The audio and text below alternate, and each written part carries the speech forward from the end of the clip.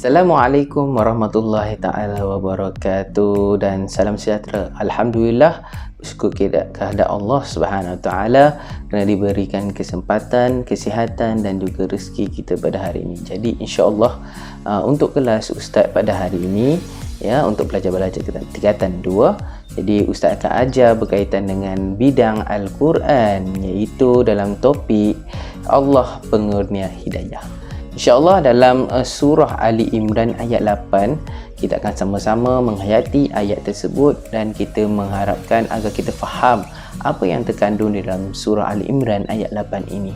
Jadi dengar, baca dengan jelas dan berulang-ulang supaya kamu boleh menghafal surah Ali Imran ayat 8 ini. A'udzubillahi minasyaitonirrajim. Rabbana la tuzigh qulubana ba'da iz hadaitana wa hab lana min ladunka rahmah innaka antal wahhab.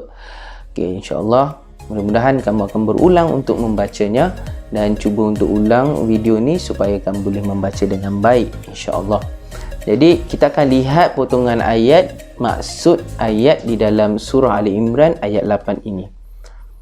Rabbana la tuzigh qulubana, wahai Tuhan kami, janganlah engkau memesongkan hati kami. Ba'da iz hadaitana, sesudah engkau berikan petunjuk, yakni hidayah kepada kami. Wahab lana min ladunka rahmah, dan kurniakanlah kepada kami limpah rahmat daripada sisimu. Innaka antal wahhab, sesungguhnya engkau jualah Tuhan yang maha pemberi kurnia. Jadi jelas, ya, jelas daripada surah Ali Imran ayat 8 ini menceritakan tentang bagaimana kita sering berdoa dan di mana Allah ni memberi hidayah kepada sesiapa sahaja. Dalam intisari ayat ini kita lihat bahawa umat Islam perlu berdoa.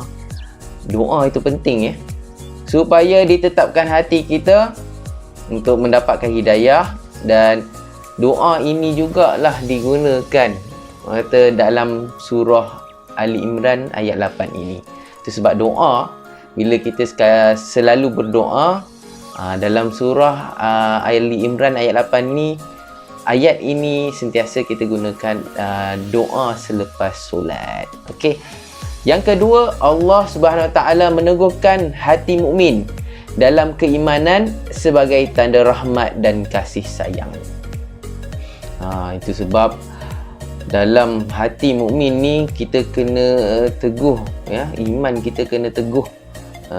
Sebab apa? Benda-benda ini kalau kita iman kita teguh, maksudnya Allah memberi rahmat dan Allah memberi petunjuk ataupun hidayah kepada kita.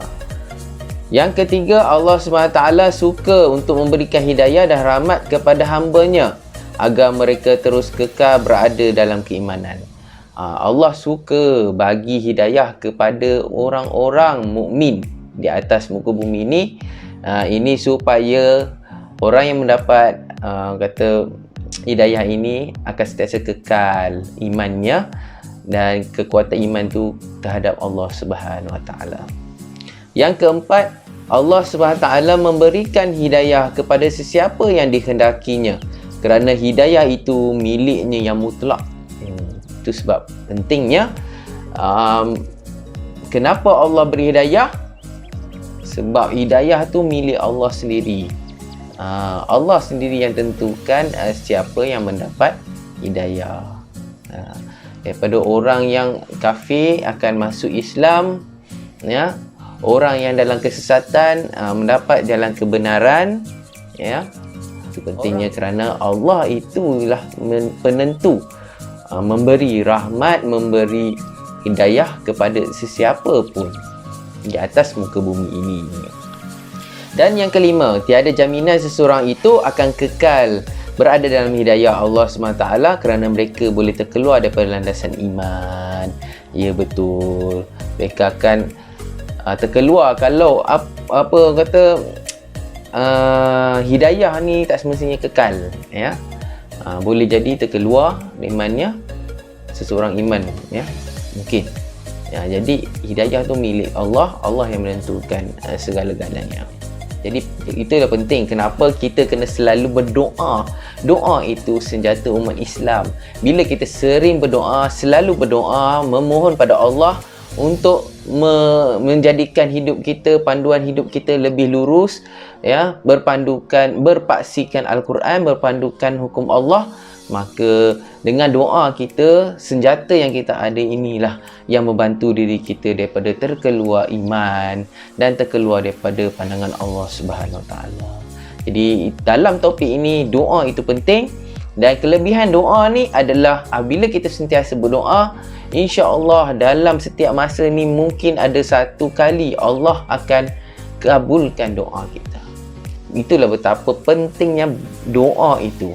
Doa itu senjata umat Islam. Okey, itu kelebihan doa.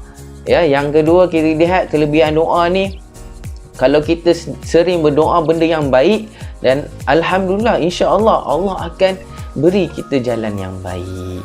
Jadi itu sahaja topik kita pada hari ini, dan mudah-mudahan dengan konsep doa dan hidayah yang Allah berikan kepada manusia, terutamanya kita doakan supaya kita sentiasa diberikan hidayah daripada Allah SWT, dan kita tergolong daripada orang-orang yang mukmin, insya-Allah. Dan insya-Allah kita tergolong daripada mukmin-mukmin yang berada di dalam syurga Allah nanti, insya-Allah.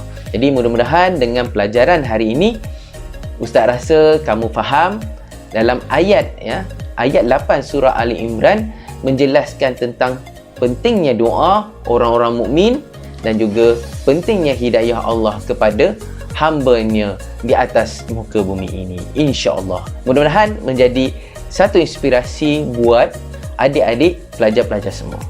Okey, baik, itu sahaja daripada Ustaz. Sekian, wabillahi taufiq wal hidayah. Wassalamualaikum warahmatullahi taala wabarakatuh.